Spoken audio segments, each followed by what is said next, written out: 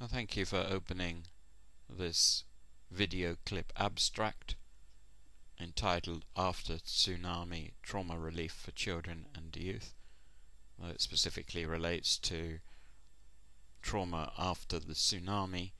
It can be applied to any situation where there's been a major disaster. Prepared by Meindert, Schaap, who's a clinical child and adolescent psychologist, and was prepared it very quickly in January 2005, immediately after the tsunami which hit the Southeast Asia on December the 26th, 2004. So it was written to be a guide for those confronting the problems of needing to heal the psychological impact and psychological trauma that was encountered immediately after this disaster event. He talks of trauma and post-traumatic stress disorder, and provides this information that 5 to 20% of those involved in a disaster will still show serious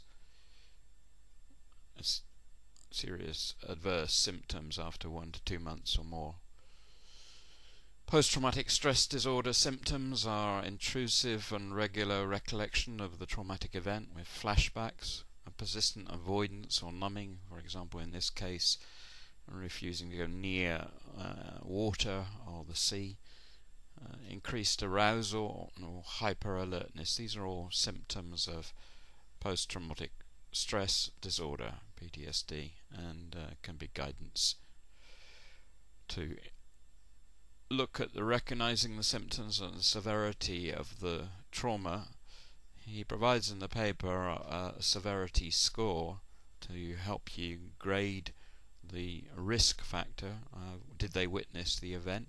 What kind of displacement taking place of them and their family, or their location and where they live, and separation from family and friends, physical injury, the extent to which they're now thrown into poverty. He provides a score for each of these so that they can be used to categorize the risk factor of severe trauma.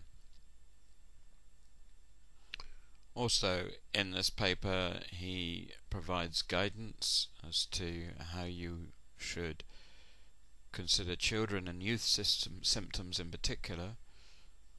He divides them up into fear-related, sadness symptoms, anger symptoms, and behavioral symptoms, and gives indications of the kind of characteristics of those different types of symptoms associated with severe trauma after a disaster of this nature. He also makes distinctions between age groups, looking at the very young children, 3 to 5, the young children 6 to 12 years old, and adolescents 13 to 16-year-olds. So he provides more detail in the paper, and we would urge you to go to it to draw out those details.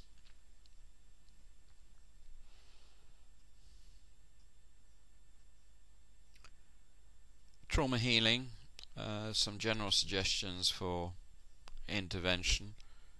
Firstly, he talks about organizational things that can be done and should be done.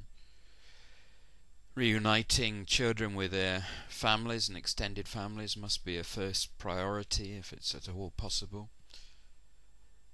Starting psychosocial support for trauma healing immediately, not waiting until necessarily all the aid has come in. The importance of close cooperation with all the adults that are around the child now, and linking with them to establish daily routines and activities as soon as possible. Those are some of the organisational things that can be done immediately to help healing and identify the severely traumatised as part of that overall process. It provides some guidelines in the paper for trauma relief, physical survival needs that need to be addressed, safety needs, and a sense of belongingness. They need to feel belonging and love that they need, that these aspects must be addressed. The need to address their requirement for self-esteem. Just an example here, trauma relief intervention for young children aged 6 to 11. Obviously there are details for other age groups In this age group, he suggests structural, environmental, and program suggestions. He makes suggestions for establishing the right therapeutic climate and practical ways in which you can make sure the child knows and understands what has happened. Encourages talk with the child, not only about the event but about the trauma, and establishing that relationship of talking and listening. Look to establish social development, and with regard to that, empower children, especially the older children, the 9 to 12s, he says, and adolescents.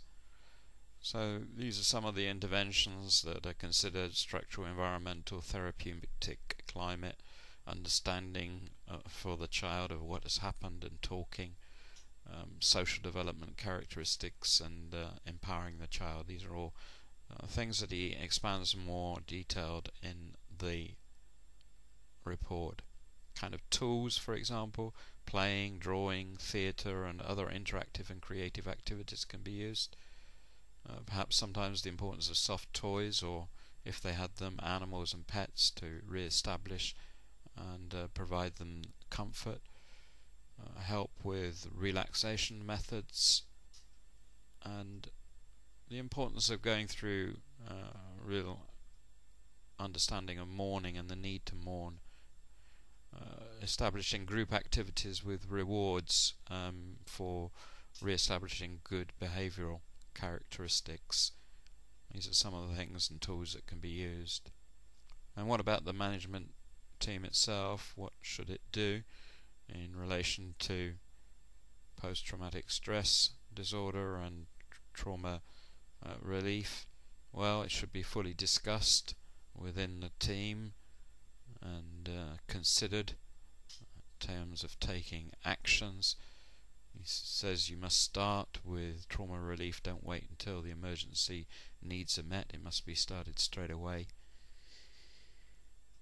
And then he says establish 5 short-term actions and 3 mid-term actions specifically on trauma relief that can be achieved. Setting out an objective. Probably forming a trauma relief working group is no bad thing, and it's recommended. And then establish some small group activity programs. So some things that can be done straight away with regards to the team itself, and identify where possible an expert resource persons or persons. In conclusion, in the report he gives a number of conclusions, for example towards the social work staff, teachers and other intermediaries. Says organise a one-day training on stress and trauma and post-traumatic stress syndrome, and start small group activities with them. Another conclusion he comes to towards the children and their parents and families: reunite wherever possible, provide safe havens, and establish a program into which they can enroll immediately. So we would urge you to review the full document. There's a lot of very practical, helpful information here. Go to our website and download the PDF for finding out more.